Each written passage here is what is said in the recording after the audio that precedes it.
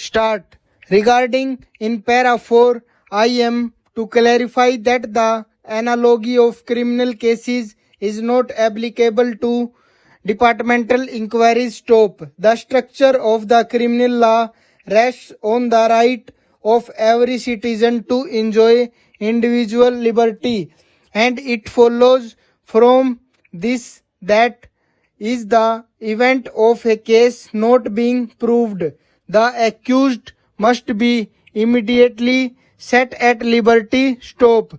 The principle on which the concept of departmental inquiries rests is not this. Stop. It is simply the right of the public to have reliable reasons in public service. Stop. In departmental cases, therefore, it is necessary for the punishing authority to ensure justice not only to the charge-sheeted government servant but also to the public, who have a right to see that no officer continues in service.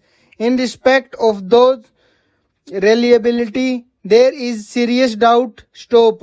It is follow from this that all doubtful cases in which the degree of doubt is substantial should result in some penalty being inflicted on the government servant concerned. Stop.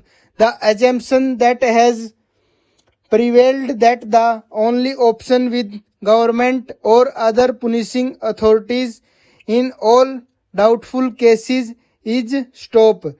To reinstate the officer being proceeded against is incorrect, and the principle that the benefit of doubt must always go to the charge-sheeted government servant does not hold good in the same manner in departmental inquiries as it does in criminal trials. Stop.